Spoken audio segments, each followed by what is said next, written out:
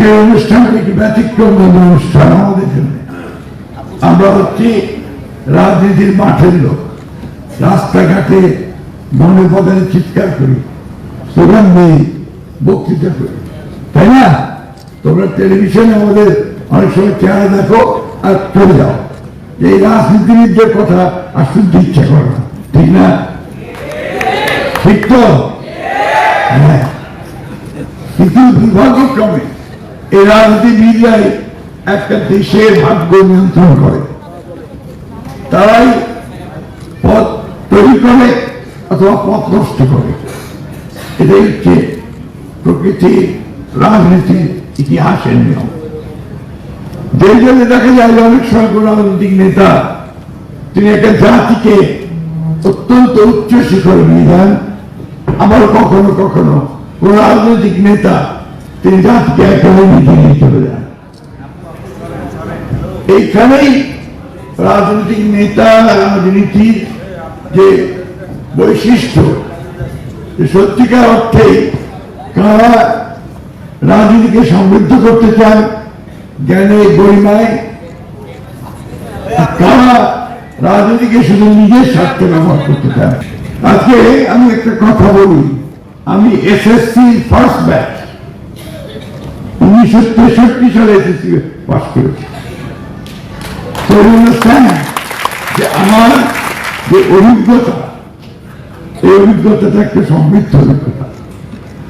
আমি দীর্ঘ 18 বছর শিক্ষকতা জীবনে ছিলাম এবং বিভিন্ন বৈচিত্র্যময় কাজে আমি ছিলাম।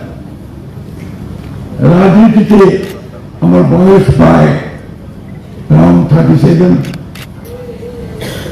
রাজনীতি আসার কারণ আমার দুটো।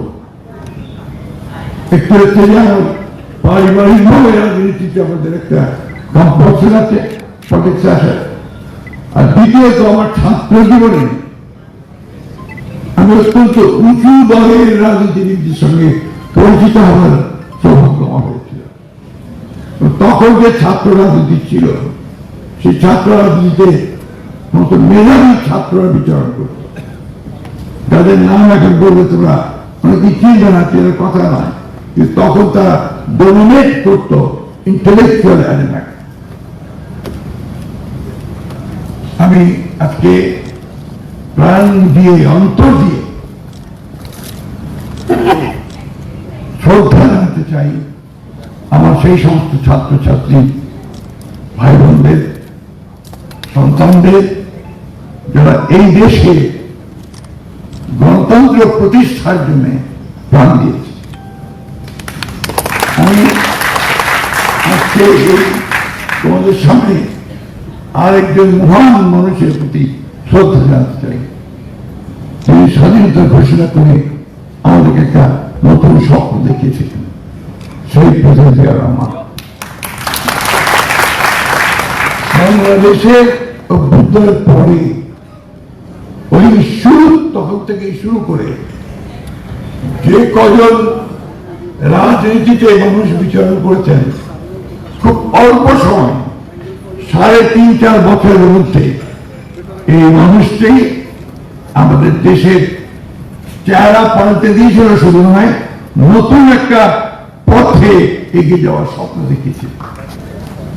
আজকে যে গার্মেন্টস উন্নয়ন তোমরা দেখছ, আজকে যে বিদেশে যারা যাচ্ছেন শ্রমিক হয়ে, যে রেমিটেন্স আসছে, আজকে যে কৃষির উন্নয়ন তোমরা দেখছ, সবকিছু শুরু কিন্তু ওই মানুষকে আর কি। এই জন্যই আমরা বলি যে সবাই সবকিছু পারে না, সবাই সবকিছু দিতেও পারে না। আর পুরো জীবনটার মধ্যে 3.5 বছরের মধ্যেই বাংলাদেশে কিন্তু একটা পথ নির্দেশ দিয়ে গিয়েছিলেন। আমি আজকে কথা এই জন্য বললাম, আমি সুযোগটা দিলাম আজকে সব তো একেবারে তরুণ, যারা একেবারে এসএসসি পাস করে এখন কলেজে যাবে, আর একটা নতুন জীবনে যাবে। তোমাদের সামনে এখন বিশাল পৃথিবী, তোমাদের সামনে এখন একটা সম্ভাবনাময় স্বপ্নকে বাস্তবিত করবার একটা সুযোগ। যেটা ডক্টর সবুর খান বলছিলেন, আমি এই ভদ্রকে খুব সম্মান করে শ্রদ্ধা করি যে তিনি নিজের চেষ্টায় নিজের মেধা দিয়ে অধ্যবসায় দিয়ে তিনি একটা অত্যন্ত সুন্দর প্রতিষ্ঠান গড়ে তুলেছেন, যেখানে অনেক মেধাবী ছাত্রছাত্রীরা কাজ করে এবং তিনি অনেক মানুষ কাজ করে, তিনি কর্মসংস্থান সৃষ্টি করেছেন।